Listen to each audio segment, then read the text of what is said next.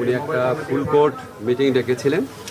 তো এটা আপনার ছাত্র জনতার পক্ষ থেকে আমি একটা স্ট্যাটাস দেখেছি। আসিফ মাহমুদ বলেছে যে এটা কারোর সাথে কনসাল্ট করে নাই, উনি এটা যেভাবে ডেকেছেন এটা মনে করা হচ্ছে যে এটা একটা যে স্বৈরাচারী পরাজিত শক্তি ছিল তাদের পক্ষের একটা মুভ, আমি যতদূর মনে করতে পারি। তো আমি এই ব্যাপারে কমেন্ট করার আগে কয়েকটা কথা বলতে চাই। দেখেন, আমাদের প্রধান বিচারপতি অত্যন্ত শ্রদ্ধেয় উনি, তো ওনারা কিছু ব্যাপারে তো প্রশ্ন ছিল, বিশেষ করে যখন এই আন্দোলনটা হচ্ছে তখন উনি প্রশ্ন করেছিলেন আন্দোলন করে কি রায় পরিবর্তন করা যায় কিনা।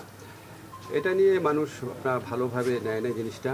এছাড়া একটা ব্যাপার ছিল খুব দুঃখজনক, সেটা হচ্ছে উনি ছাত্রলীগের কাছ থেকে চিফ জাস্টিস হওয়ার পর ফুলের শুভেচ্ছা নিয়েছেন। তো এটা তো আমার কাছে ব্যক্তিগত অভিমত হচ্ছে এটা কোড অফ কন্ডাক্টের লঙ্ঘন ছিল, এবং এটা এটা খুব ভালো একটা ইমপ্রেশন দেয় না।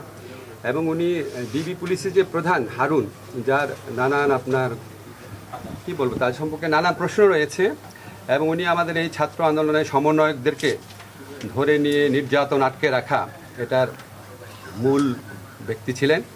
তো ওনার কাছ থেকে উনি একজন ডিবি পুলিশের প্রধানের থেকে উনি সোনার তরবারি উপহার নিয়েছিলেন। তো আমার তখন খুব অবাক লেগেছিল, এবং উনি বিদেশে গেলে বিভিন্ন আওয়ামী লীগের যে নেতৃবৃন্দ আছেন ওনাদের বাসায় থাকেন। তো এইসব কারণে এমনি তো ওনাকে নিয়ে কন্ট্রোভার্সি ছিল।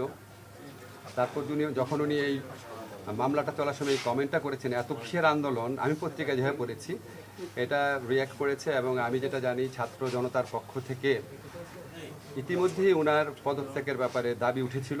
আজকে বোধহয় সেটা আবারও বলা হয়েছে, যেহেতু উনি ফুল কোর্টের মিটিং ডেকেছেন। তো এটা একটা অনভিপ্রেত ঘটনা, এই ধরনের অনভিপ্রেত ঘটনা না ঘটলেই ভালো। আমরা তো মনে করি সুপ্রিম কোর্ট হচ্ছে আমাদের সংবিধান রক্ষণের, মানবাধিকার রক্ষণের জন্য একটা সবচেয়ে বড় প্রতিষ্ঠান। তো এমন কিছু কারোরই করা উচিত না যেখানে ছাত্র জনতার যে গণ আন্দোলন বা গণ অভ্যুত্থান এটার বিপক্ষে সুপ্রিম কোর্টকে দাঁড় করানোর চেষ্টা কারো করা উচিত না। আপনারা ইতিমধ্যে দেখেছেন দেশের পুলিশ বাহিনীকে এই গণ আন্দোলনের বিপক্ষে দাঁড় করানোর কী পরিণতি হয়েছে। তা আমরা তো এরকম কিছু হোক কখনোই চাবো না। তো আমরা আশা করব যে সবার জন্য শুভবুদ্ধির উদয় হয়, এবং ছাত্র জনতার যে গণ আন্দোলন রয়েছে এটার আকাঙ্ক্ষার প্রতি আমরা যেন সবাই সম্মান দেখাই।